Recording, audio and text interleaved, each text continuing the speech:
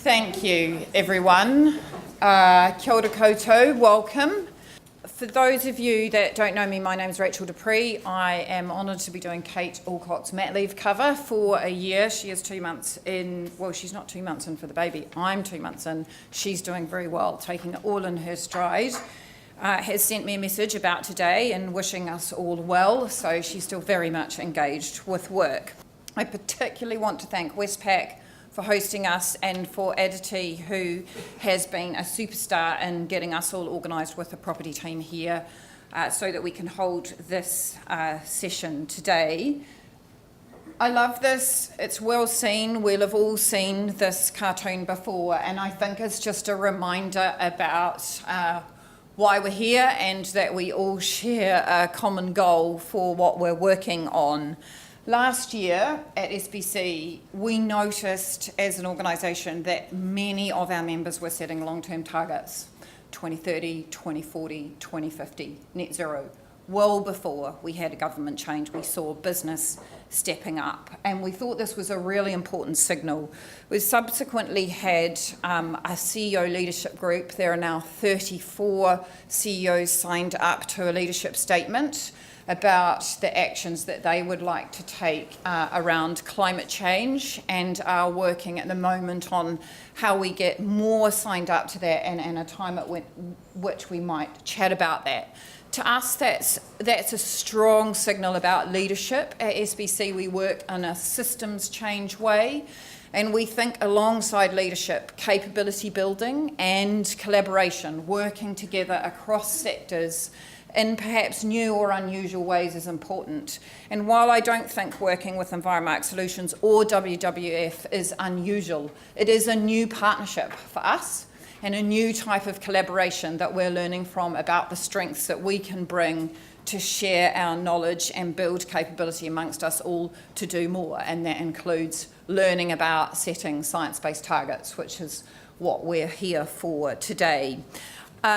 There are 5 companies in New Zealand who have set science-based targets already. Some of them are in the room, 4 of them are our members. Westpac is one of them. And they are, you will know the people who have been leading that work. You're going to hear from Martin this morning. But those kind of conversation, those connections, that learning from each other is a real opportunity about how to, what it takes, where to next. And alongside this, we'll chat at the end about what we're going to offer on the back of this introductory session so that you can keep building your insights and knowledge. So I'd like to welcome David Tong, who is in the campaigns team at WWF, and he's going to kick off with an introduction to science-based targets.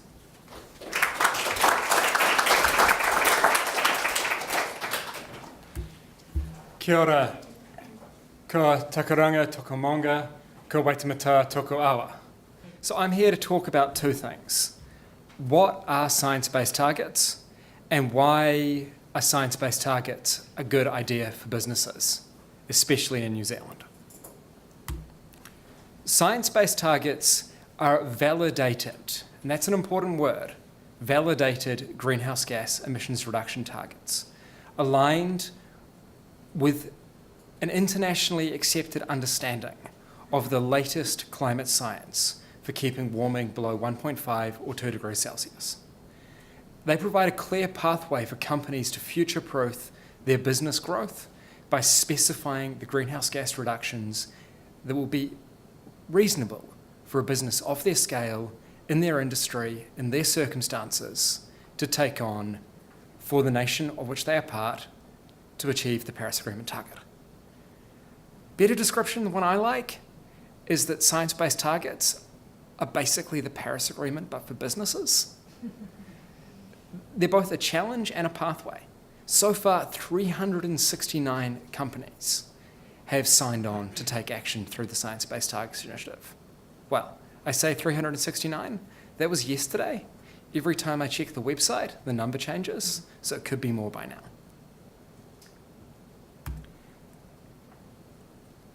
So, why science-based targets? You all will have seen slides like this before. We all know the circumstance we're in. We all know the projected warming.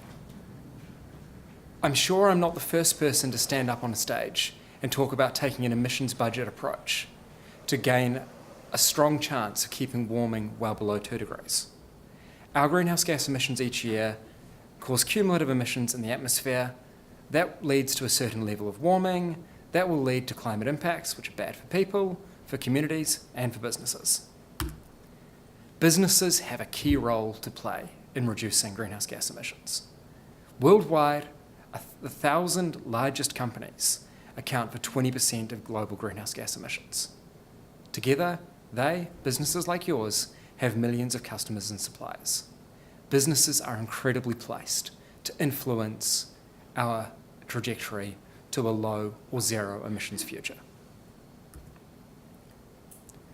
Internationally, we've found through the WWF and other partner organisations networks, the companies, and you'll hear more from companies in New Zealand who've been through this experience later, and from one of my international colleagues, Paula, via the live stream shortly, found that they've gained increased efficiency through taking on science-based targets, unlocking new financial returns, attracting new investors, being perceived as a leader in industry responses to climate change, preempting regulatory risks, and in doing so, future-proofing their growth and joining the global call to action on climate change. But what does this mean for New Zealand? Aren't we just this tiny little drop at the bottom of the world? Our emissions are so much less than 1%. Do they really matter? New Zealand's emissions matter. Our businesses, our society's emissions matter. We have bigger net emissions than 130 countries. The new minister, James Shaw, loves to say that together, all the countries with smaller emissions than ours account for more emissions than the United States. We emit more nationwide than 130 other countries. What we do matters. But we face some unique challenges. Around half of New Zealand's emissions come from agriculture. That's unusual. And we are now in a situation of big political flux. The government has committed to reducing our emissions to net zero, be that net zero carbon, net zero domestic emissions, or net zero emissions overall. We don't know yet. One of those targets by 2050. Either way, that's ambitious, and that will have impacts for all businesses, all communities across the country. The government has also pledged a quite ambitious, compared to business as usual, target of 11% reductions from 1990 levels by 2030. What's more, the minister has already said to media that after the passage of this new climate law, the Zero Carbon Act, that 2030 target will be reviewed. So we are moving towards a situation of regulatory certainty for businesses. We're not there yet, but we're moving towards it. This means that there is real scope for businesses to take leadership. That's why we think at WWF, SBC and Enviro-Mark that this year is a good year to be introducing the International Science-Based Targets Initiative to the New Zealand audience. Science-Based Targets is a partnership between the 5 organisations down the bottom of this slide. We are about to have a speaker joining us through live stream, I really hope, because otherwise I'm going to have to deliver her slides. So just bear with us for one moment. Hello to everyone. My name is Paula Delgado. I'm research manager at the Science-Based Targets Initiative, and I work for WWF. And I'm happy to be here, although virtually, but happy to be here in this workshop. Today I would like to present to you some general update of the Science-Based Targets Initiative. This is mainly statistics, and then that will be very quickly. And then I want to explain the steps in the call to action campaign to join the Science-Based Targets Initiative. Then I will explain also why it's important to set science-based targets and some key learnings in the past 3 years. So, Well, I guess, the initiative was already introduced. Just to say that it is a joint initiative by CDP, the UN Global Compact, the World Resources Institute, and us, WWF, and also in collaboration with the Women Business Coalition. And our aim is basically to increase the level of ambition of corporate targets, to align them to climate science and to the Paris Agreement goals. So on the general update, since we started in June 2015, we launched the Call to Action campaign, and we have by now 362 companies that have formally joined the initiative, and 96 companies that have already gone through all the process and have approved targets that are also that you can also see them in the website. And in general, on average, we are receiving around 2 companies per week. So 2 companies per week are joining the initiative. And we have companies headquartered over 30 different countries, mainly from the US, Japan, and also European countries. We have also companies spread across all continents, mainly from Europe, but in the last place, Latin America, we have very little. We have also representation of different sectors, and that is very positive because also they are influencing their value chain suppliers. And here you can see that there are some numbers in blue and some in red. The blue ones are the committed companies. The red ones are the approved targets, so the companies that already went through all the process. And as you can see, the first sector that we have is banks and diverse financials. And we only have committed companies at the moment there because there's no methodology yet developed to assess this sector. However, the partners of the initiative are working on it. So that's why at this stage, financial institutions can only commit to the initiative. And well, what we are also seeing that is very encouraging is that there's a growing interest from companies. Through CDP, we have learned that in the coming 2 years, between 2019 and 2020, around 1,192 companies are expecting to have science-based targets in place. So that is the gray area. So that was just very briefly to introduce some numbers of the initiative. Now I will move to the steps of the call to action campaign. There are basically 4 steps. The first one is very easy, is commit to the initiative. The second one is to develop a target, a science-based target. The third one is to submit it for validation of the Science-Based Targets Initiative. And the fourth one is announce the targets. So I will go into detail in the coming slides. So the step 1, as I mentioned, is to commit to the Science-Based Targets Initiative. And for that, we really recommend the companies to first review our guidelines, ask as many questions as you wish to us in case there are some doubts. And once you have taken the step of talking to your management and committing to the Science-Based Target Initiative, we ask you to complete a letter, and you can download that from our website. There's a special letter for financial institutions. As I mentioned, they can only commit at this point. And all committed companies are recognized in 3 main places. Our website, the Science-Based Targets Initiative website, also CDP's website, and the Women Business website.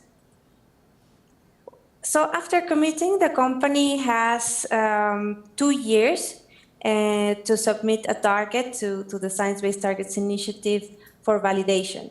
And for that, we recommend companies to first review all the target setting resources that we have produced. There's a criteria to join the call to action and also some recommendations. We have also a target setting manual. And we also recommend, of course, checking the standards for greenhouse gas accounting. So in this case, the greenhouse gas protocol. We also have recommendations related to how to model a target. So there are different science-based target methods available. And what we recommend companies to do is to try them, not only one, but the ones that are available, to see the differences and to actually use the most ambitious decarbonization scenario that will lead to the earliest reductions and to the least cumulative emissions. So that is step 2, to develop a target. And of course, step 3 is to submit it for validation. We have a submission form, which we ask companies to fill out as completely, clearly, and accurately as possible. And we have the latest version in the website. Also, we are also close to the CDP deadline. And for those companies that want to receive recognition from CDP scoring, the deadline to submit their science-based targets to the initiative is April 15. So here something that I would like to mention is there are 2 types of validation. The first one is official validation, and the second one is unofficial. The unofficial is basically you don't have to have all the targets reviewed. I mean, if you have a scope 1 and 2 target and you're still developing your scope 3 target, but you want to make sure that your scope 1 and 2 target is in line with the criteria, you can submit it for unofficial validation, and the initiative will provide you feedback. The official validation, in that one, we do require that all targets are included in the form so that we can assess basically the targets related to all scopes 1, 2, and 3. So yeah, maybe I don't want to go into detail of the validation process, but just to mention that there's a technical working group assessing these targets, and they get in touch with the company to ask questions once the company has submitted their targets. And yeah, the technical reviewer assigned to the company will follow up through the process with the company. And the 4th step is hopefully the target is approved. In case it's not approved, nothing happens. We just go back to the company and explain which criteria wasn't fulfilled. And then, the company can submit again once all the issues have been solved. But in case of the company it's approved, then the communications team will coordinate with the company to make the targets public. And also, they will be public in 3 places: the SBTi website, CDP, and Women Business websites. The company also receives a welcome pack. And we also are regularly in touch with the companies that have approved targets, and we ask them to, for example, participate in workshops or conferences, etc., to share their experiences in this process of setting science-based targets. Well, why setting science-based targets?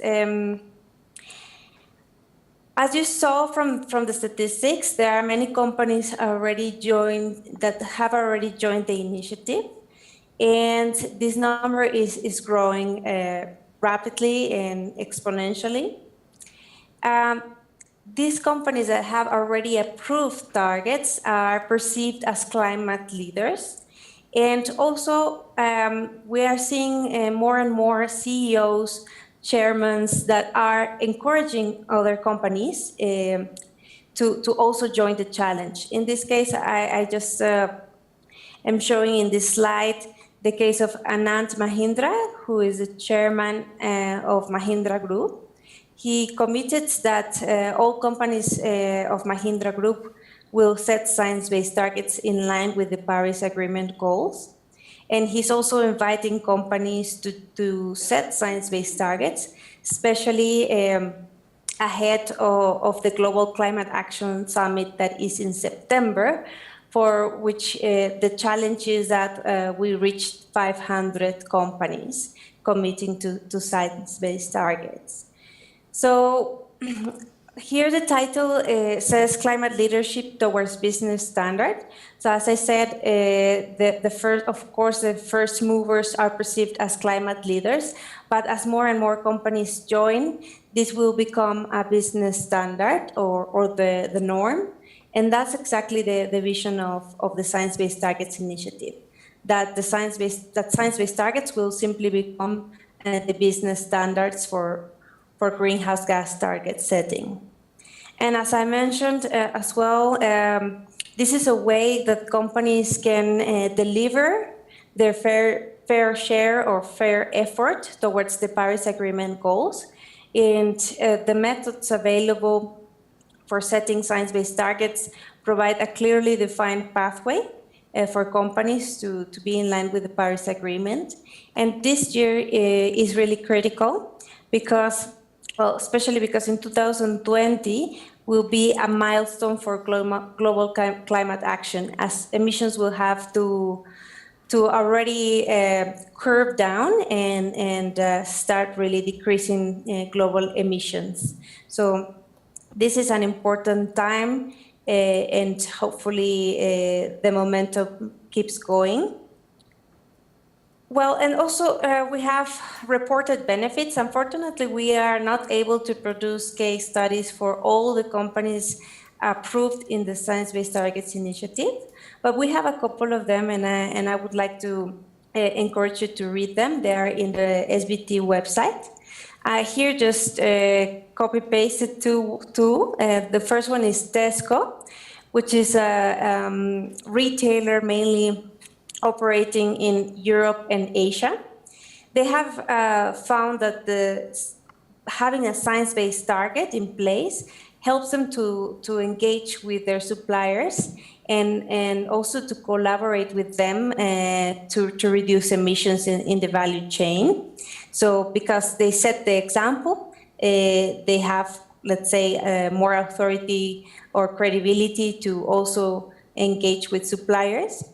They also reported that it has increased their reputation, especially with investors and other stakeholders. And having a science-based target is also a way to achieve their own business purpose and vision of the company.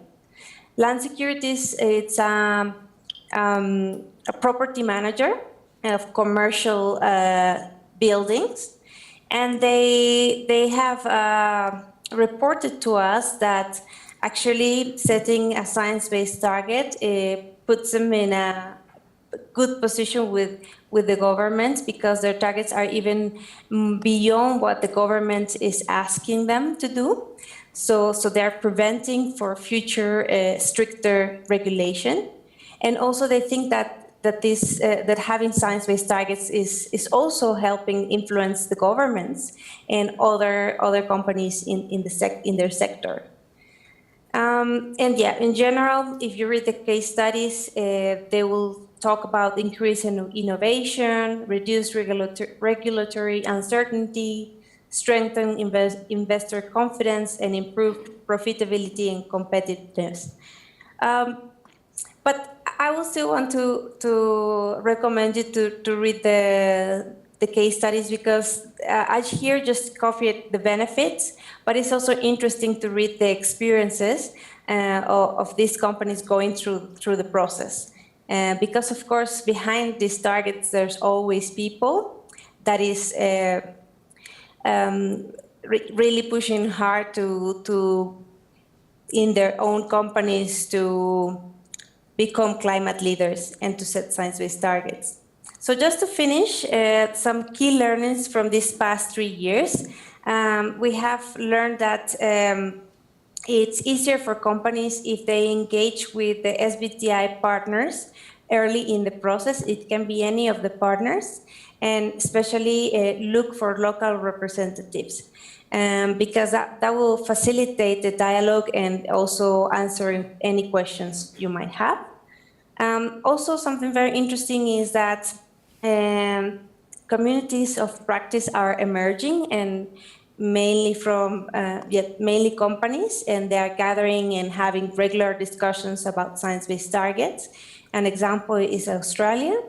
And third, become an SBT spokespersons in your industry associations and national dialogues. In some cases, it might be that that the science-based target methods will give you a target for your company that it is even above the national regulations.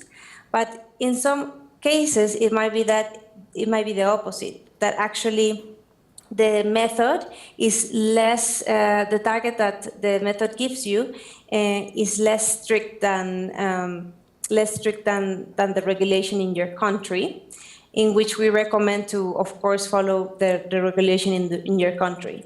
And the reason why the methods can be less ambitious is because sometimes they use global pathways. So it's a merge between OECD and non-OECD pathways, basically. And one last one that I didn't include here in this slide is also keep yourself updated in any changes to the science-based target methods and also to the emission scenarios. You know, emission scenarios are changing rapidly. Every year, for example, the International Energy Agency updates their scenario, their 2-degree scenario, and their beyond 2-degree scenario, simply because as we progress year on year, and if we fail to achieve the emission reductions needed, well, of course, the pathways will become even stricter in coming years. So, well, this is a joint effort, and please, I'm happy to answer any questions at the end of this workshop. I think there will be a Q&A. And that's it from me. Thank you very much. So thanks, Paula. Thank you very much. Thank you. Bye. Bye-bye. I'll be here. So I'd like to welcome Stu McKenzie, who works for Enviro-Mark Solutions and has got on a really early flight from sunny Christchurch this morning to come and help, I think, fill in some of what Paula's already talked about and extend your knowledge a little further for the next half hour. Thanks, Stu. Okay, so yeah, I'll talk for the next 25 minutes or so. And I'm going to talk about some of the key principles of science-based targets and the role of having a good emissions inventory report. And then I'll get into target setting methods and key steps in the target setting process. And I've pulled together some key principles and key points to consider, and then I'll follow up with some examples of targets set so far. Okay, so the next few slides cover the principles of how SBT works, just so to give you a bit of background on how your targets are set as being actually science-based. But I should note that these are details that you might not need to get too bogged down in terms of actually setting your own targets. But the underlying principles of setting SBTs is there's firstly the carbon budget, which is the total amount of emissions allowable within that 2 degrees warming scenario, which is what the pie chart's referring to here. And then the emission scenario sets out the forecast of future emissions. Now that's in the context of, for example, socio-economic and technological changes. And then we have the allocation approach, which defines how the budget is then allocated out to companies. So this is all focused around creating targets that limit that temperature rise to 2 degrees. So the emissions scenario is needed to put that 2 degrees context into what regards of what emissions pathway is needed. So SBT notes that there's 3 main scenarios, which I've shown on the slide here. And these are used that feed into the methods that Paula mentioned around generating your targets. So one particular scenario that's mentioned a lot is RCP 2.6. That's referring to, RCP refers to watts per metre squared. So RCP is 2.6 watts per square metre by the year 2100 relative to 1750. So it's a sort of an energy indicator there.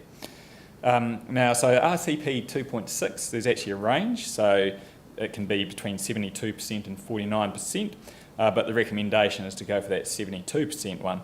And that's because if you go for 49%, then effectively in the second half of this century, we'd actually need to have negative emissions of up to 118%. So you'd actually need carbon sequestration and or carbon storage, capture and storage technology to actually achieve that scenario. And many of the scenarios follow a peak and decline pathway. So this RCP 2.6 one peaks during 2010 to 2020, and then it declines through to year 2050. So now what we're looking at here are global scenarios, but for some of the high emission sectors, there's sector-specific scenarios. So this enables target setting guidance that aligns to what the sector's fair share could be, and I'll cover this a little bit further on.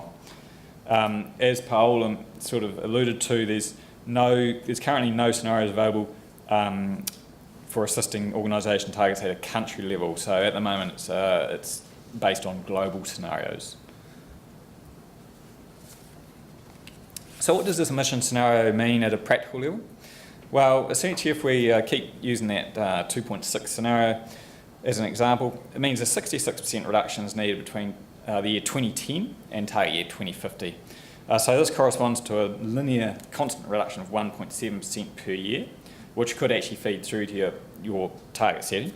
But the recommendation is that you do get a bit more aggressive with your reduction rate. So, for example, 2.7% early on. So it requires more reductions early on, but it makes that 2050 target less onerous in the later years. And it also results in a greater amount of cumulative reductions, as you can see in this pathway B curve. So that's what the reason it's encouraged. So one point to note here, as you might have already picked up on, is that these scenarios have a base year of 2010. So if you're setting your base year of, say, 2017, then you need to be more aggressive than this pathway because you're already 7 years behind that base year. Okay, so the allocation approach refers to the way the carbon budget is allocated amongst companies with the same level of disaggregation, such as by region, sector or globally. So SBT references to two main allocation approaches. Firstly, you've got the convergence. So this is where you've got emissions intensity of a certain sector converging to what is required for that 2 degrees pathways. So for example, in the electricity sector, it might be 29 grams of carbon per kilowatt hour of electricity generated across all companies within that sector. So that can be applied at a sector level, but the one challenge is that you need to have the same common denominator. So in that electricity example, every company needs to have that kilowatt hour metric for it to work. The second approach is contraction. So this is where you've got all your current emission sources reducing at the same rate, independent of cost, equity or growth. And you've got contraction of carbon intensity, where companies, they're reducing their intensity, but they don't all end up on a common intensity like the previous convergence option I mentioned. And then you've got contraction of absolute emissions, and that's basically reduction in the rate relative to this emission scenario that's been chosen.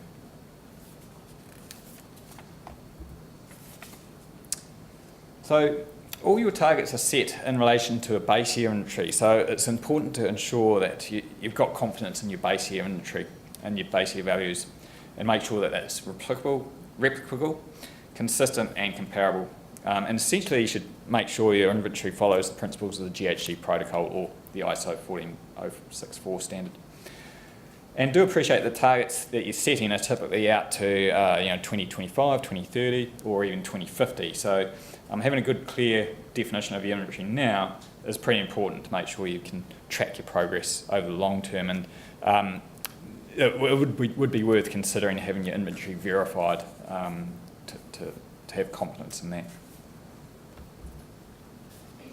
So as was mentioned in terms of the steps, so first step is submitting a commitment letter.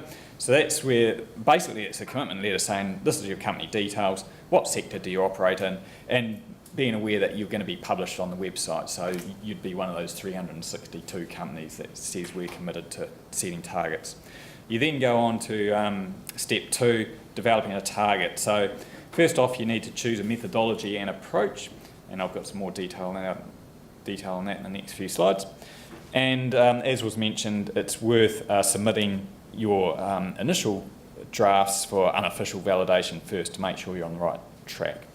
Then step 3 is when you submit for official validation, and as was mentioned, the review panel gets to assess that submission, and they'll either give you an opinion as to whether it's appropriate or whether you need to resubmit a revised target. And then step 4 is all about communicating your target and being aware that once you're announcing and communicating, you're needing to report on that regularly.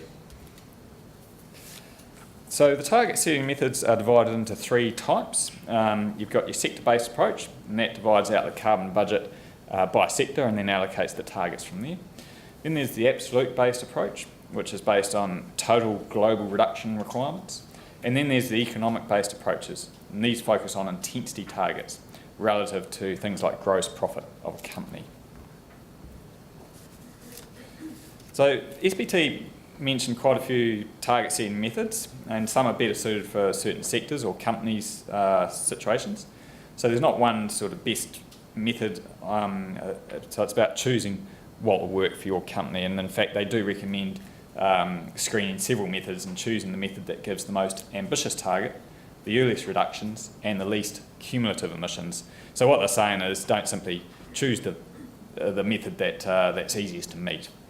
The manual that was mentioned, they also have a lot more detail on these methods, and this slide here I've just chosen to include an insight on what's rated in terms of the usability of each method, but they do actually cover details around things like what emission scenario is being used, the allocation mechanism, the carbon budget, whether the method's been validated or what level of validation's happened, also what sort of outputs the method gives, whether it's absolute or intensity based, what sort of base years you can use, and then also what sort of scopes can be included in that methodology.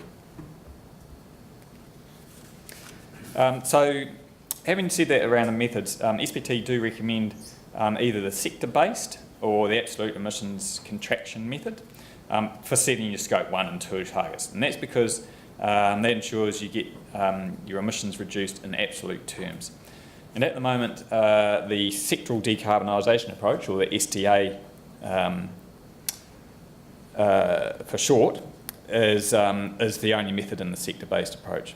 They do recommend, though, that targets are expressed in both absolute and intensity forms, and that's just to acknowledge that there's advantages and disadvantages for both those types. So just a little bit on the SDA. So the SDA has a good, clear, understandable rationale for how the method works, and it was developed by CDP and World Resources Institute. And there's also a lot of ongoing development plans for the message, and such as calculation tools, methodology manuals and sector development, as was mentioned around the finance centre. And the method appears to be quite a good extension to the GHG protocol. In contrast, the other alternative methods I see as generally being developed for a specific company or geographic regional sector, and I haven't actually seen any indication that there's plans for updates to those methods. And it's just to point out that I've been told that a lot of the targets set so far has been based on that SDA approach or the absolute approach. Okay, so the submission forms, they were revised just in February this year actually. And so some of the content you need to include covers whether you're a subsidiary of a larger company that's already setting the SBTs, and also whether you're responding to a CDP climate questionnaire. And you also need to declare if you're measured following the GHG protocol, and there's actually quite a chunk of questions basically covering what you'd disclose in a typical emissions report. So things like what consolidation approach have you used, what's your base year, what types of gases, what scope 1 and 2 emissions have you included, and then also justification on any exclusions. You also asked about what sort of scope 3 screening you've done. So this is to work out if you should be setting targets for your scope 3. So if your scope 3 emissions are seen to be greater than 40% of your inventory, you should be considering that. And another question that stood out for me in this in the form is that they asked for make sure that you cover off on any discrepancies between your submission and what you've already publicly issued in terms of your CDP responses or your sustainability reporting. So basically make sure that your submission is consistent to what you've already publicly declared. And then once your target gets confirmed, you need to be prepared to have some amount of public communications because as a minimum your target gets published on the SPT website and those other websites that Paula mentioned. They also send out your communications pack for helping communicate, and you get use of their logo.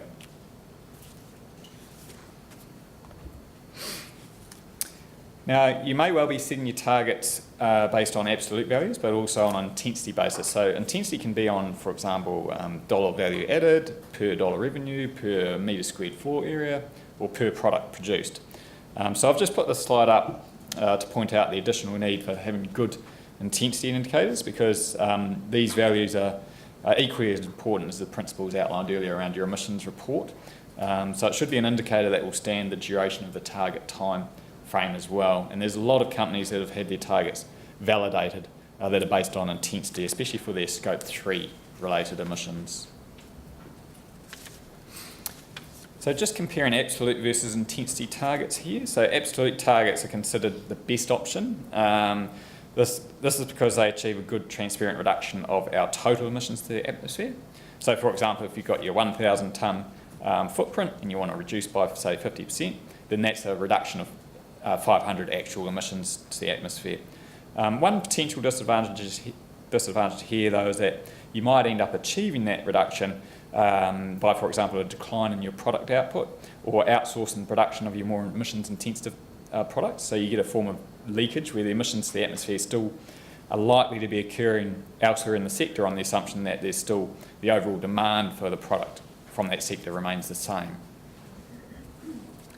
So this flows on to the advantages of the intensity metrics, where it's good at showing efficiency improvements, but that might not translate through to an absolute reduction if your production ramps up. So for example, if you've got your 1,000 tonne footprint again, you want to reduce your intensity from, say, 2 tonnes per widget produced to 1 tonne, you get your 50% reduction, but if your production output ramps up from, say, 500 to 1,000 widgets, you still have your absolute total stays at 1,000 tonnes, so there's no actual overall global emission reduction. So the guidance from SPT is that intensity targets, they can still be considered ambitious enough, but only if they align to the absolute emissions contraction and or the SDA method, so that we still end up with an overall reduction in absolute emissions. Okay, so some of the key points to consider I've just listed up on the bullet points there. So I think making sure that your targets are aligned to your inventory boundary is particularly important, especially if you end up with Scope 3 targets, simply due to the large range of Scope 3 sources you can include. The targets also need to be set for emissions only, so in other words, you can't use offsetting as a way to meet your target, which is a pretty common expectation for emissions management anyway. And the guidance of recommending setting a base year and then having your target year 5 to 15 years after this base year. And then you can also even join what they call the Net Zero by 2050 B team, which is a joint initiative between SPT and the We Mean Business Coalition. So a summary of targets that have been set and approved by the SPT are available on the website, so you can scan through them. But I'll just give a short sample of the targets that have been validated here. So this particular slide is showing the range of percent targets and the target year. And so when I looked through them, I found that most of the targets are for about a 10-year time period, but a lot are making those longer term targets through to year 2050, which you'll see up on the top of the graph there. One thing that surprised me when I was looking through them is that there's actually a lot of targets for the year 2020, which is not too far away. And as you can see on here, some of those are actually for 100% reductions, but that's in the Scope 1 and 2 space, as opposed to the Scope 3 emissions. Sorry. So when you say, do those reductions exclude offsets? Yes, there's no offsets associated with those. Yeah. Okay, so as you can see, so most companies are setting absolute-based targets, but some do have both absolute and intensity, and so this is why the total count is actually more than what's been validated. So when I looked at the data, there was about 95 companies listed as being validated, and there's about 40 intensity targets here, and there's 120 absolute targets, and that's because some companies are setting separate absolute targets for Scope 1 and Scope 2 emissions, which you can do. And then most of the intensity targets are for either Scope 3, a Scope 3 component, or Scope 1, Scope 2 and Scope 3 combined. And so just some specific examples of commitments. So I've just put a small sample here. And so you'll see, like on the far right there, there's a bit of a mix. So for example, BT, they've got their intensity based on per unit of gross value added. And then you've got Hewlett-Packard, they've got, for example, Scope 3 intensity targets of per operation of the use phase of their products. And there's quite a bit of variation around those sort of commitments. And there's also quite a few making commitments to engage with their suppliers to make sure they are setting science-based targets. So Hewlett-Packard and Stora Enso are examples on this slide, but there was a lot more, and a lot more sort of saying, okay, let's reduce, or let's get our suppliers, 80 or 90% of our suppliers to actually be committing as well. Now, when it comes to what's covered in Scope 3 targets, there's a big range here. So some organisations are limiting their Scope 3 definition to just inbound and outbound freight and or business air travel, while others are going for the full suite of Scope 3. So in other words, all the 15 categories under the GHG protocol supply chain standards. So it's things like purchased goods and services, capital goods, upstream, leased assets, end-of-life treatment of sold products, etc. So I'll just talk about our own company setting targets. We're a small company. We've got about 20 staff spread across 3 main offices, and our main impact is staff travel for things like client audits and attending events such as one today.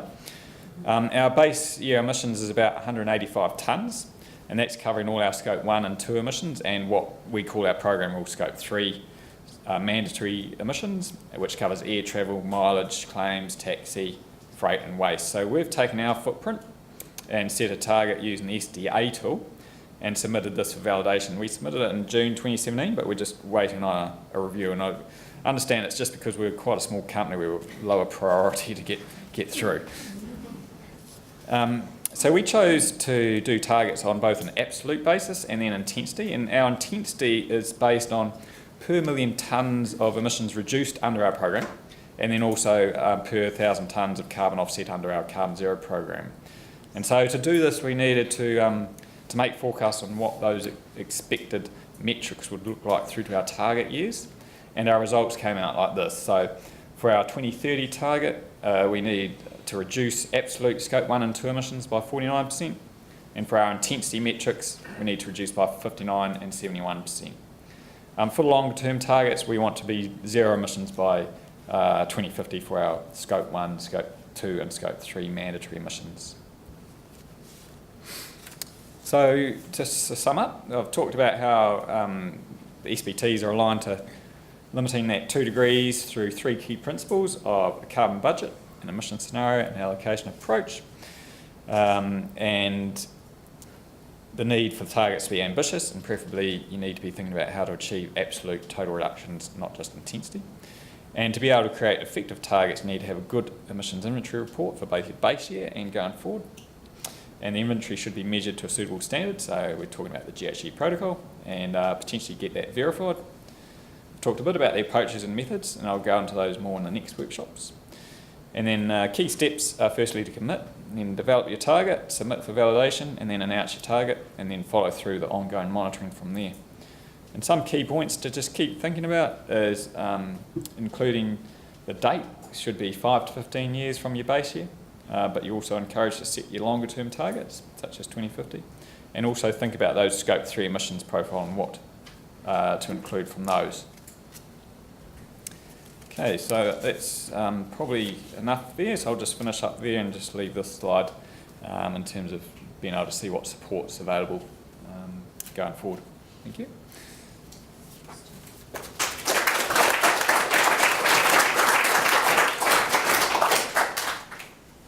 Thank you, Stu. One of the things about science-based targets is they're quite complicated. And so it's quite good to hear a couple of things like the steps you need to go through more than once. And also it's certainly going to take me a little bit of time to fix in my head some of the detail, which is why there are people like Stu who are all across it to help us understand. One of the other advantages of collaborating with Enviro-Mark and with WWF is that WWF, being the New Zealand representative of the Science-Based Targets Initiative, are able to have a conversation with them about the time that it takes to get your target signed off. So on behalf of Enviro-Mark, they've been able to do a little bit of advocacy for us about getting that signed off. And David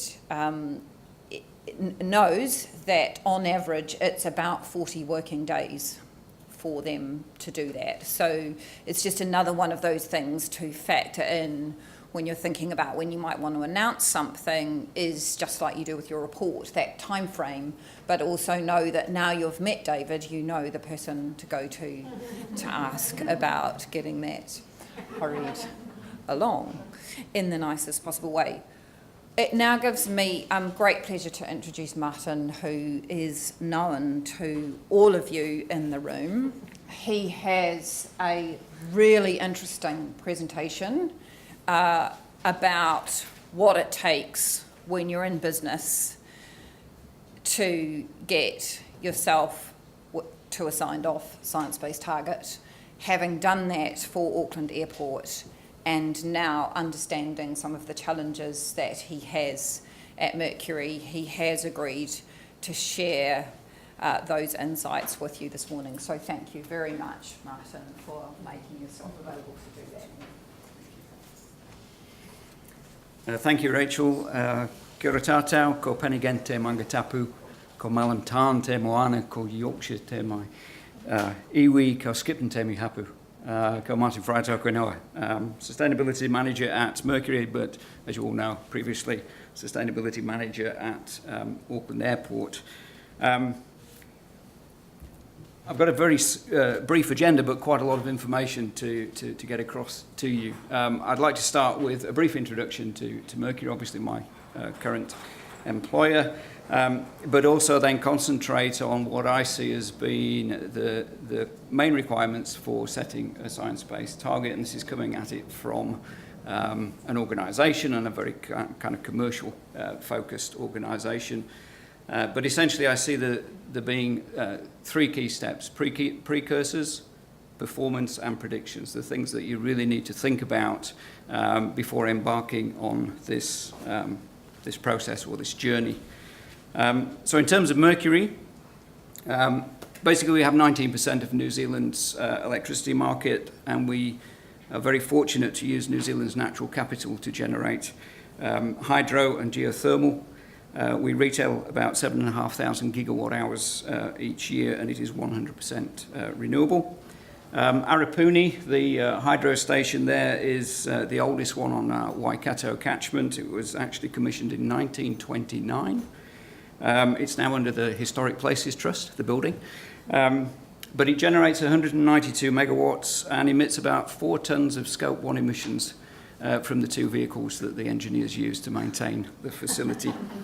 Ngā Tamariki, on the other hand, the geothermal station at the top there, generates about 82 megawatts. It was commissioned in 2014. It actually emits 39,000 tonnes of Scope 1 emissions, but they are fugitive emissions because there's no combustion process. But we have to account for those under the emissions trading scheme. And there's probably about 6 tonnes, additional 6 tonnes of Scope 1 emissions because there are a few more vehicles involved in maintaining Ngā Tamariki. So the geothermal side of our business is obviously looking at the opportunities around Scope 1 emission reductions.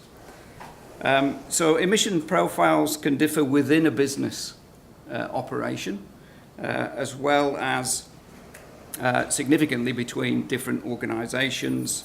And the main focus of my presentation this morning will be about the work that I did with the airport company.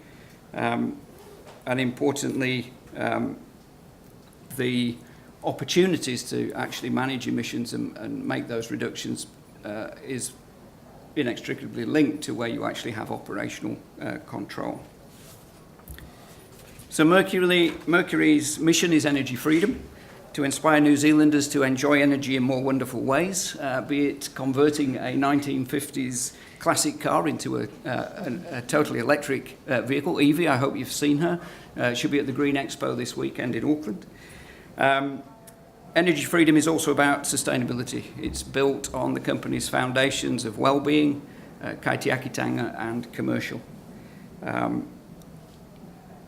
So we deliver least cost, ultra-low carbon, resilient and reliable electricity whilst enhancing natural resources, ensuring the well-being of our people and customers, and providing an economic return to all our stakeholders. Our goal is to be New Zealand's leading energy brand for the long term. So we operate in a pretty complex sector. I'm still getting my head around it because I've only been there for 3 months. But we operate the Waikato Hydro Scheme, which is the largest in the North Island, with 9 power stations accounting for about 60% of our total generation. And we've also built a reputation in geothermal energy, which now makes up 40% of our generation, with 5 stations in the central North Island. Strong partnerships with Maori landowners form a key platform for our geothermal strategy, including a relationship with the Tuarapaki Trust, which owns 75% of the Mokai geothermal power station. We also act as a retailer to residential and commercial and industrial customers, and our residential customers can benefit from cheaper overnight rates if they are an EV owner, as we want to support the transition of New Zealand's vehicle fleet to electric and reduce our dependence on imported fossil fuels. We're also encouraging our customers to decarbonise with discounts for e-bikes and e-scooters, and we offer solar packages, and there is a significant opportunity in New Zealand. You can see the figure for solar penetration is just 0.6% currently within New Zealand, so there is a significant opportunity for decarbonisation there.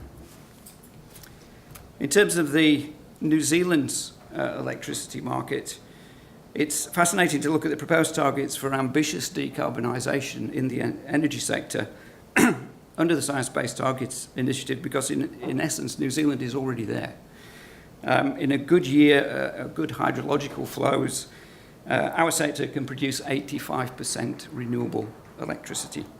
This puts us third in the OECD for renewable generation, behind Norway and Iceland, 2 countries who also benefit from the natural capitals of reliable freshwater systems and geothermal reservoirs. So hopefully I'll have time to return to the energy sector towards the end, but the main focus, obviously, of the presentation is on the attainment of an approved science-based target.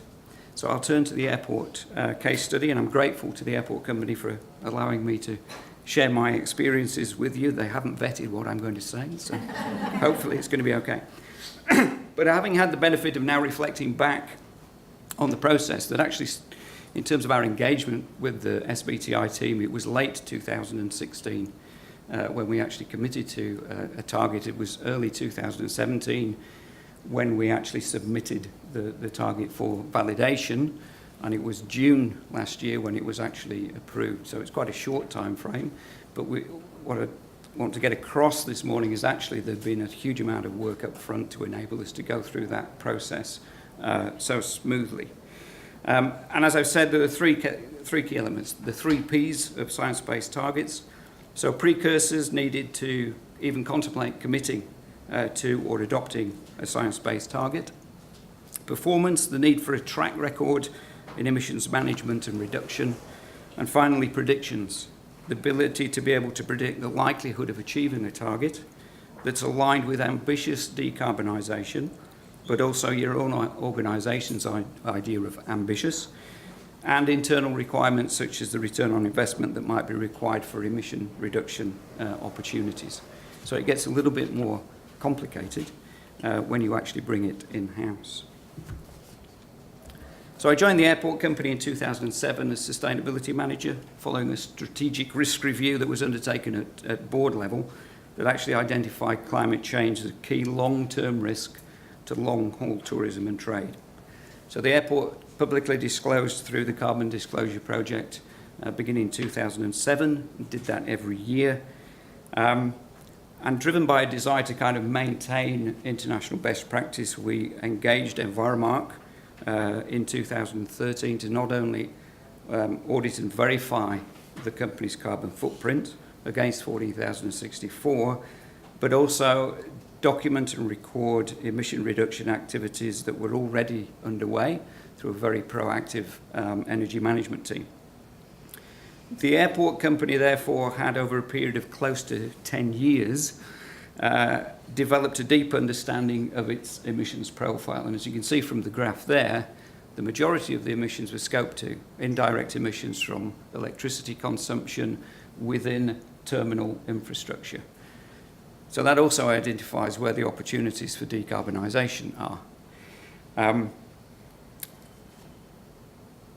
We also knew how that emissions profile might change over time. In 2014, the company produced a master plan for the airport that was looking out to 2044, potentially handling 40 million passengers a year. So the master planning process broadened the focus from aeronautical infrastructure to the wider airport precinct as well, and a growing property portfolio. So there were lots of discussions around the implications for decarbonisation across the wider airport precinct. In terms of performance, the airport company had a good track record of emissions reductions, setting itself in 2012 a 2020 target of a 20% reduction in emissions intensity. So that the KPI therefore was actually on passenger numbers. So progress was reported annually through the Carbon Disclosure Project, verified through CMARS, and I think having that credible record helped the airport company when it came to dealing with the SBTi team. The knowledge that a 2020 target was going to be delivered ahead of time, it was actually delivered in 2017, focused the airport's company's attention on appropriate KPIs to measure performance over the long term.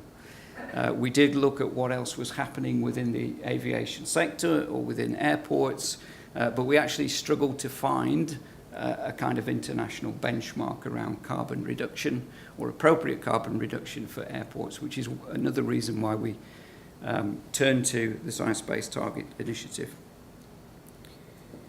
When we did that and we looked at the Science-Based Target Approach, we realised that actually the airport will be treated essentially as a large property owner. So the KPI would actually need to change from passengers to square metres. So we thought about that, and that actually made more sense, because obviously we were starting to look beyond terminal infrastructure. We were starting to think about the broader property portfolio. And actually in 2012, we'd also set an aspirational goal of 80% reductions by 2030.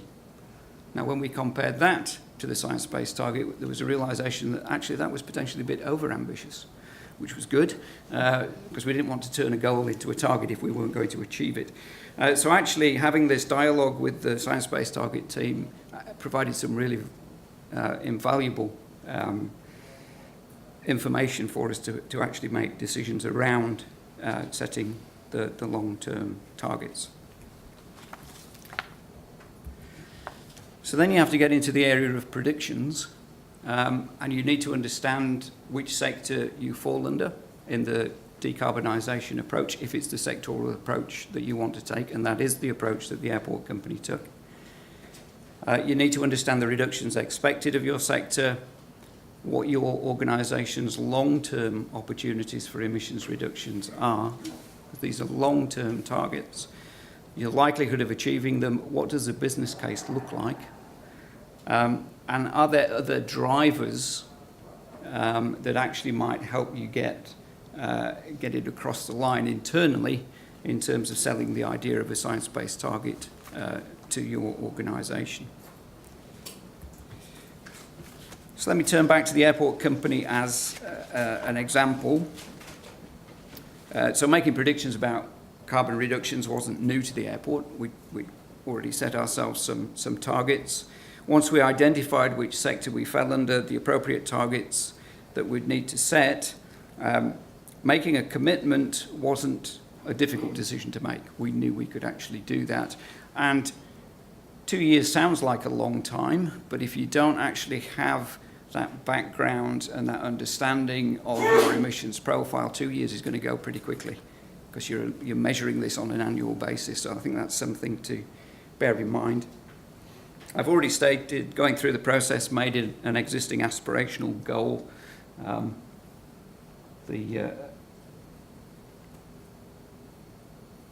The taller bar at the end of that chart there, that made it seem over-ambitious, so it enabled a far more realistic and achievable mid-term emissions reduction goal to be set, in line with past performance, but also aligned to the global drive for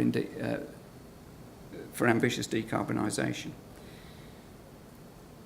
The airport company also had another significant driver because it was turning that 2014 master plan into actual airport development plans and began to build the airport of the future. So it needed to provide guidance to architects and engineers on sustainability requirements for future developments. Having an agreed target under the SBTi, it was able to provide a robust 2025 target of a 45% reduction in Scope 1 and 2 emissions intensity on a per square metre basis. That was the approved target, the kind of gold bar in the middle there. So that enabled us really to articulate climate change reduction targets in a manner that made sense to those that were taking responsibility for designing, for example, the new domestic terminal at the airport. The other thing to note is that we are also required, or the airport company is also required, to continue to measure its Scope 3 emissions, because obviously it's gone through a period, a significantly long period of just operating infrastructural assets. It's now going into a significant period of construction. The emissions profile that you saw at the beginning, which was heavily Scope 2, will obviously change. There will be a significant shift to Scope 3 emissions, and that has implications in terms of the supply chain as well. So that is something that came out of the discussions with the Science-Based Targets team, that the airport company does have to continue to monitor, measure and report on Scope 3 emissions. I think it's also worth noting that there were some other key drivers that assisted the airport in determining the science-based target. In the same year that the master plan was produced, the airport company went through an operational rating under the Infrastructure Sustainability Council of Australia rating tool. So this required a projection of the carbon footprint of the existing and planned terminal infrastructure across the asset's lifetime, so way out beyond 2040. So they already had robust and credible data sets that could be used to facilitate the decision-making process. The following year, we signed up with the Energy Efficiency and Conservation Authority a 3-year energy efficiency program, or energy management, where the focus was reducing energy consumption within existing terminal infrastructure that would actually enable us to set a new internal benchmark for energy and carbon intensity for the terminal infrastructure, again on a square metre basis. At the same time, the property side of the business increased its focus on the development of green buildings and the performance of their entire portfolio through, for example, the Green Star performance rating tool. So the science-based proposal to use a per square metre KPI for emissions reduction made sense to the airport company, as it would enable better alignment of responses to climate change and decarbonisation right across the organisation. So just to summarise those 3 steps, the precursors are about a good understanding of your emissions profile, how it may change over time, your opportunities for reduction, and I strongly recommend external audit and verification of those carbon footprints. In terms of performance, it helps if you've got a good track record of reductions, evidence of setting and achieving carbon reduction targets, and again, having those audited and verified adds real value. The third step, the predictions, is about the ability to make sound predictions based on robust data sets. The ability to build these into a compelling business case for emissions reductions, and understanding also the wider value, or the wider value add for your organisation of this process, internal and external benchmarking, supply chain engagement, improved corporate disclosures. They're all things that add value and weight to the internal business case.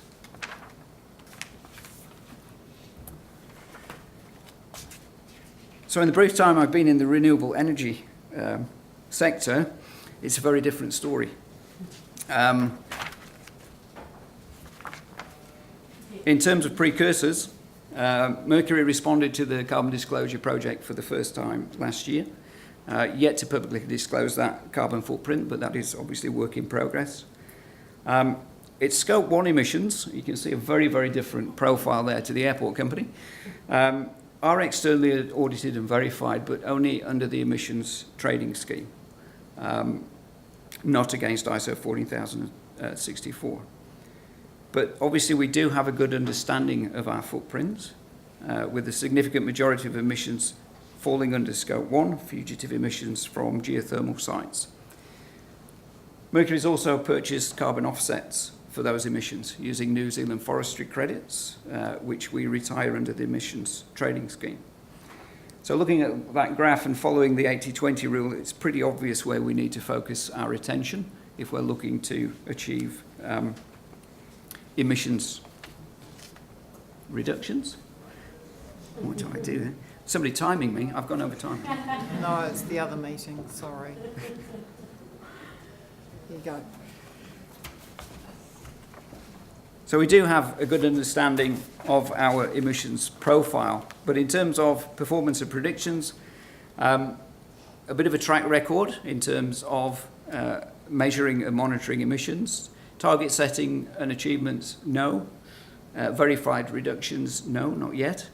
When you're already a 100% renewable energy generator and retailer, it poses some unique problems. Obviously, we understand which sector we fall under, but the Science-Based Target Initiative doesn't have specific guidance on setting a science-based target for renewable energy companies at this point. Of course not. They're going to focus on the real opportunities to reduce carbon from energy, from the energy sector. The reductions expected for the sector, yes, those are pretty clear from the team.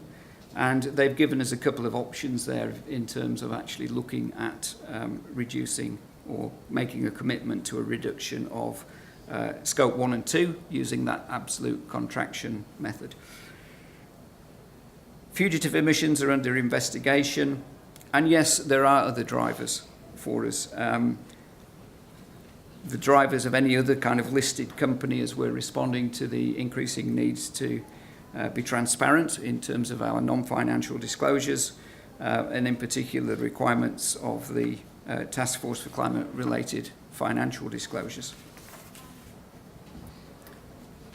But there's an opportunity, however, for New Zealand's electricity generation sector to look at, as a sector, continued decarbonisation, and it's pleasing to see that there's sufficient consented renewable generation to add another 30% to current annual generation. So this would take our entire sector well beyond ambitious decarbonisation. The bigger opportunity is for New Zealand to realise, firstly, that it's actually achieved the trifecta: reliable, renewable and competitive electricity market, and secondly, the competitive advantage for the entire country to shift that ambition to a renewable energy target and decarbonisation of our energy sector. Thank you.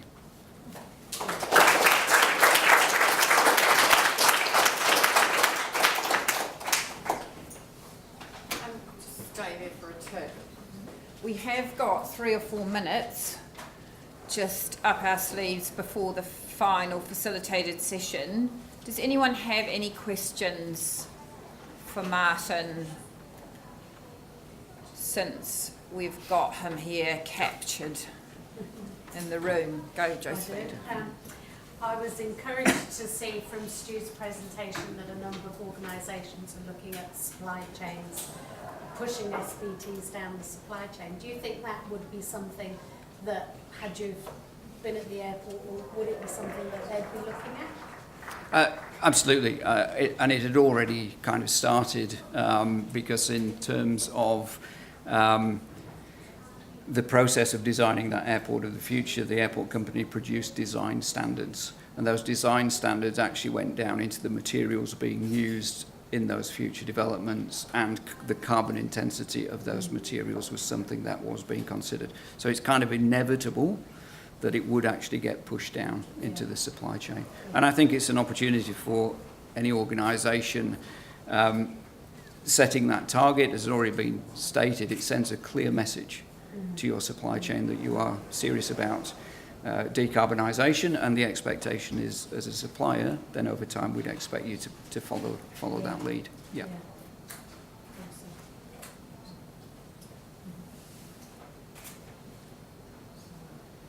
Any other questions? Go on, Kate. Yes. Hi. Just Hi, Martin. yeah, just Kate from Westpac. A slightly random question. Do you think science-based targets at the airport has affected the way the business thinks about its business?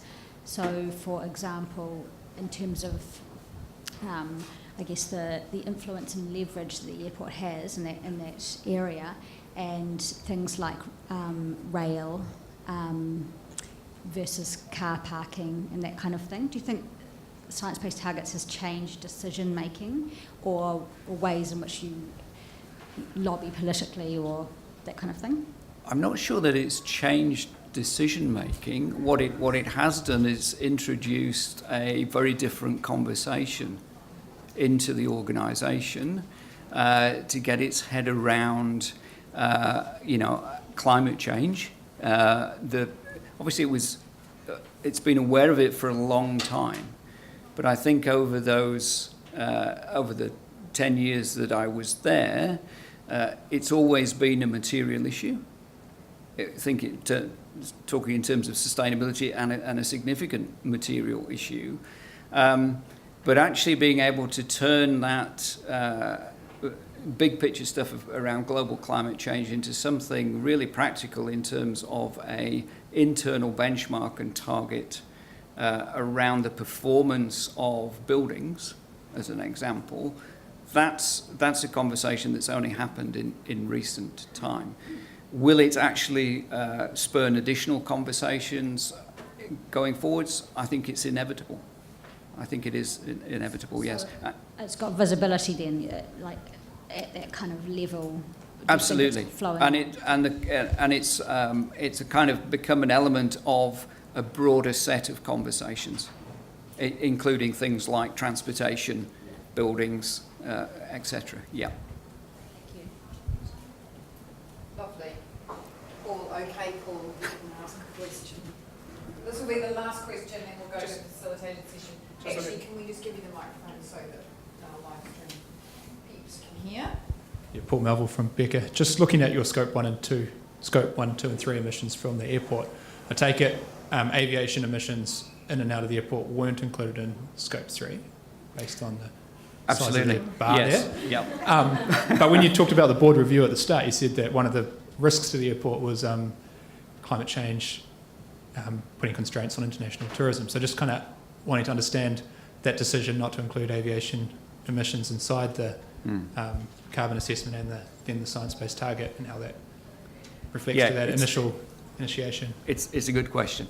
And essentially there's a very simple answer that in terms of the process adopted to set that carbon footprint for the airport company was based on operational control. So the only element of control they have over aircraft movements is actually when they're taxiing from the runway to the gates. So it's very limited operational control. And they do work very closly with the airlines to improve the efficiency of those taxiways and assist in carbon reductions. The other thing that they've done is they have ground power units on the international gates. So the aircraft can turn off auxiliary power units, which burn Jet A1, and actually plug into good old Kiwi electricity. I'm not sure whether they're a Mercury customer, but it's something I need to work on. Thank you, Martin. My Thank you pleasure. very, very much. That was fascinating. Martin will stay for as long as he can later, so you can corner him and ask him the next lot of questions. Kate, I loved your question. I think it's really important. It's about how does this resource that we are going to invest in science-based targets shift some levers of decision-making in our business and open up a different kind of conversation. I've been lucky enough to see a conversation exchange this morning between the Contact Energy CEO who is looking at the climate leadership statement, and he had noted, and I think is really relevant for this, he said, we've taken a bit of time to understand a science-based targets approach, and it's been a great process in our business because it's driven a fair bit of alignment and belief. So you get a kind of emotional hearts and minds change in a plan and an accompanying governance structures from the board to the shop floor. And I just thought that was just a really nice fresh insight into what it's done for Contact as a business, and they've had their targets signed off and how it's helped them really think about getting things into alignment. I know you'll have some general questions. Sean is now from Enviro-Mark Solutions going to lead a session for the next half hour to enable you to discuss some of those in your tables and report back, and I will facilitate that process online for those of you who are on the live stream. Hello everyone, I'm Paula from Enviro-Mark Solutions, and greetings to you all, and especially good to see some people from former employers of mine like Eka and KPMG here today. I thought that we'd end the session by getting it real and thinking because I've been a sustainability manager in the past, how do we actually make change in our organisations? How do we take science-based targets, which is kind of cerebral and quite challenging. I personally find the science behind it quite challenging. How can we engage with the C-suite and all the people that we need to align in our organisations to set science-based targets? So we're going to get it real and think about what we might need to do organisationally and sort of resources we might need to marshal, and we're going to do a group exercise or some exercises in groups. Time to feedback, so if I can have your attention and just get those last minute thoughts down. Thank you, Josephine. So lots of hard work and lots of writing going on. And so what we're going to do now is I'm going to invite you group by group just to give a summary of what the key points of your answer to the particular question that you answered was. And we'll share that into the room because we've been doing all this hard work, we may as well share it. And also at the end we're going to take away all these notes that you've written up very kindly, and we're going to summarise them for each question as well, including the people who are visiting via web live stream, and then we'll circulate that amongst all the attendees so we can see what the common issues are around implementing science-based targets and getting support for science-based targets. So let's start off with question number 1, and the first group over there. Have you got a spokesperson? And we've only got time to have a very brief, say 1 minute per group. So if you could just give us a quick minute's summary of the key points for question 1. Yeah, okay, so we had a fun question, less technical and more about if you actually got it all done, what would you get out of it? So the benefits of having a science-based target.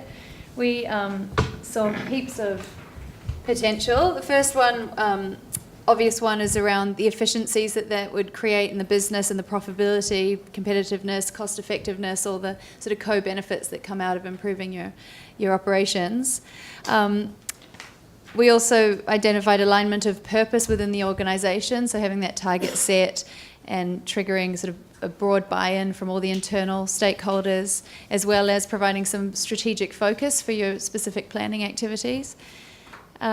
Reduced business risk and increased resilience to climate realities in terms of possible regulation coming down the line, national targets that you'll need to fall in line with, and whatever other sort of carbon pricing or other structures that will be imposed in the future, as well as the physical realities of impacts of climate change on your business process. And also public demonstration of commitment, so increased value proposition for investors and accessing different types of investors with different types of values. Improved investor confidence around the increased transparency and the verification process that goes beyond just having a public statement about ambition.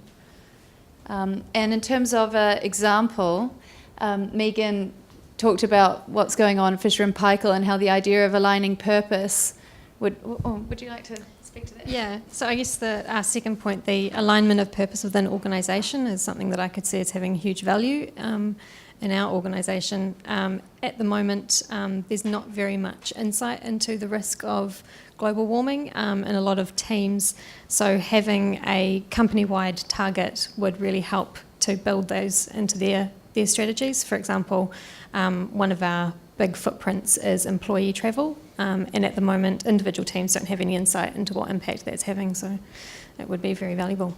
Great. Thank you very much, Team 1. That's a quite comprehensive set of benefits. So the next group that answered question 1 was this group here, and if there's anything additional, if they've already covered it, then perhaps leave that because we've got to get round to everybody, but if there's some additional points you want to make, go for it. Apologies if I do double up on anything. So initially, as you were saying, buy-in from all parties, from the board level and from the work level, sort of meeting in the middle and getting everyone on board. My board particularly has actually asked about science-based targets at the recent February meeting, so it's good to get everyone on board. Having a tangible framework to work to and having a trackability, so being able to measure your progress. Low risk from a reputational point of view, I think you touched on that. A robust approach to evaluating what you're doing already and how you can improve upon it and learn from it. Flexibility from each organisation and working within a harmonised framework. Alignment and interface with other carbon-related programs, and that both within your business and also with other businesses. Driven by a common purpose was one that was quite key to our group as well. So having everyone working towards that same goal and having your business show, from a transparency point of view, this is what we're doing and why we're doing it. A platform for bringing other organisations on board, again, that common goal, and a risk mitigation. So, for example, if we invest the money now to mitigate the effects, we're going to have a lot less sort of catastrophe events in the future. For instance, Mangere wastewater treatment plant will be underwater with the projections at the moment. If we can mitigate, then that may be reduced. We may not have to relocate entire communities, their roading and their water and electricity and everything. And then, the long-term financial savings. Great work, thanks. Very briefly, did this group 1 over here have anything extra to add? And briefly, because we do need to move on to question 2. I think we got almost all of the things the other groups have said, but we really felt that there was, rather than it being what you get out of the end of the journey, this provided a very good structured way to get an awful lot out in the beginning and through the process of developing the goals. A lot of stuff around driving mitigation action and giving credibility within the organisation, and also positioning yourself so that there's the possibility of a negative brand effect if you don't achieve your targets. So you're much more likely to put in the effort to get them achieved. And extra CDB points was pretty important too. Thank you, Chris. And there was one more question, one group too, wasn't there? Or not? Okay, so we'll move on to question 2, and we'll start down here this time. So this group here, the next thing is, well, who do you need to get on board and what resources do you need? I mean, the benefits obviously we've already heard about, so what did this group have to say about how you actually get to do it? Sure, so I think we divided it by different categories. So obviously internally, so you do require the board support and your executive team to be able to have your targets set and get them implemented. You will require a project champion and some, internal data champion for whoever has done an inventory in the past. This is something that is quite important internally. And also access to the key contacts, so your finance team, your logistic, your procurement, but also the product development, so that in looking at that long-term targets, they can be involved into the decision making and make the right decision associated with those science-based targets. In terms of external, obviously, be with associations that are like SBTI and industry partners, so that you can share ideas, best practice, and get that internal support. Some consultants in terms of verification aspect. And also we talked about some funding opportunities and companies who can give you some, like ICA, some energy efficiency opportunities so that you can actually achieve those targets. And finally, just quickly, the resources is obviously a good system in terms of data, so like a website or good spreadsheets. And obviously people's time is quite an important one to be able to achieve those. There was a thank you. There was a question 2 group over here, wasn't there? No? Okay, so you guys were perfectly formed, but a small group, so go for it. The only thing we had that was not picked up by the first question was around a comms plan, internal comms plan. We found at Vector we have set science-based targets internally, and in the first year after our footprint, there was a little known about the target, and the business really pushing back on changing their culture because we hadn't actually communicated effectively. So that was something that was quite keen.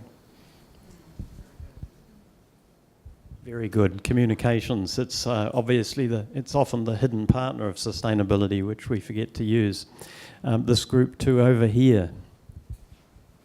Thanks. I think it's mostly been covered, but perhaps the other couple of things that we had was obviously engaging with your supply chain as ones who are your long-term partners and actually trying to achieve those goals. And maybe a bit around your customer or client expectations, understanding, what their thoughts are around things, how they might essentially hold you to account with your social licence to operate eventually. There were just some 2 additional external ideas. Great, thank you. And there was one other group 2. Was there? Or are we into the group 3s now? So the last question, who are the key stakeholders? Who are the people that you really need to convince?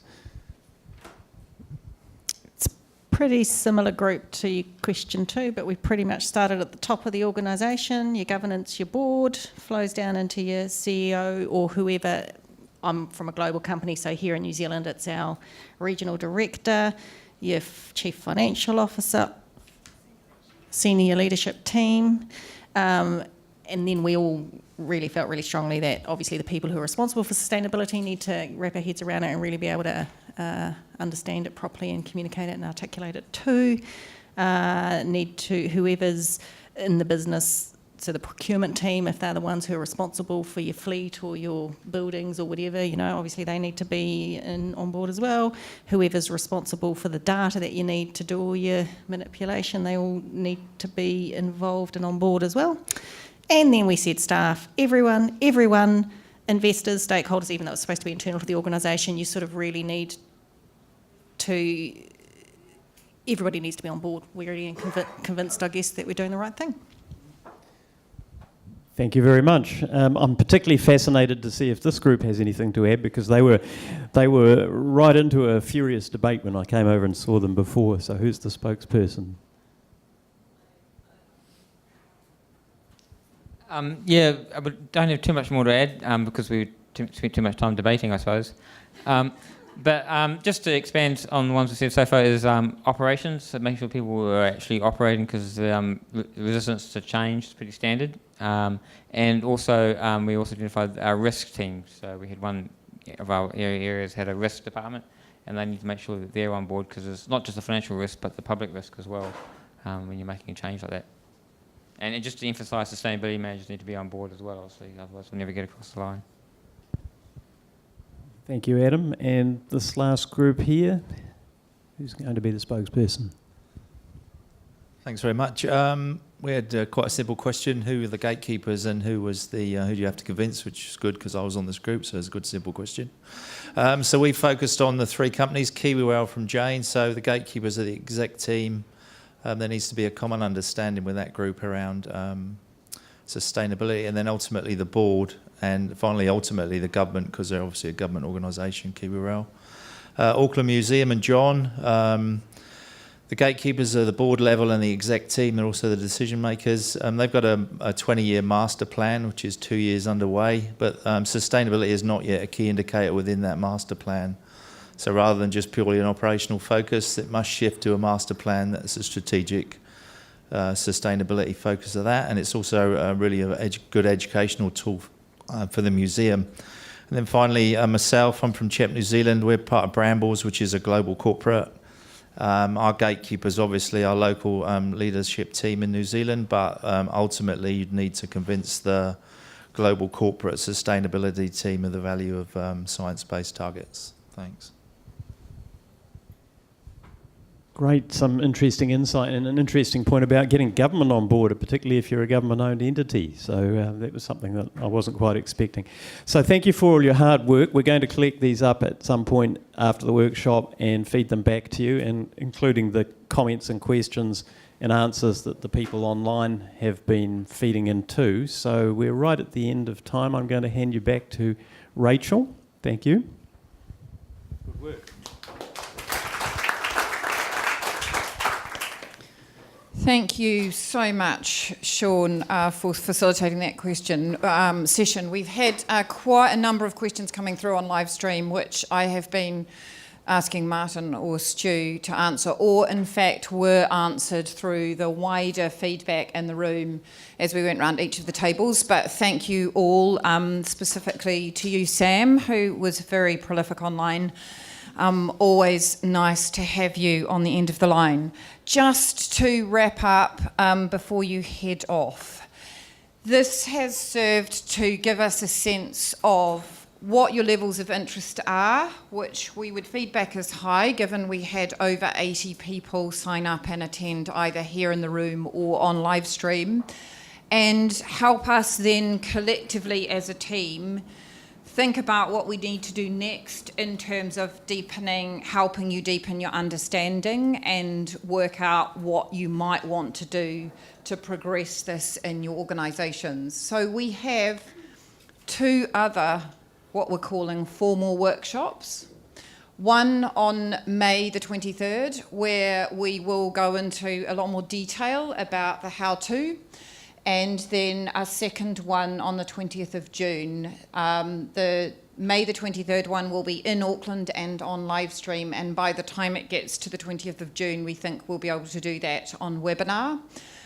So we'd love you to sign up, get in touch with me, get in touch with Deb, who you emailed about attending today, or just send an email to David or Stu or whoever you have the closest working relationship with that you would like to show your interest to, and we will make sure that we start letting you know the detail of that ahead of time. So I guess that means it's up to me to thank Martin specifically for a large chunk out of his Renewable Energy Day, and to David, who is here from Wellington, and Stu from Christchurch, and all of you from Enviro-Mark who have supported to get us here, and a special thanks again to Aditi, who really did make all the logistics happen with all of the Westpac team. We're extremely grateful to our members for hosting us in this way. Feel free, if you would like to stay for 5 to 10 minutes or so and chat or ask any further questions. Otherwise, we'll wrap up now and let you go about your day. Thanks all for watching online, and hopefully we'll be in touch with you all soon. Thank you.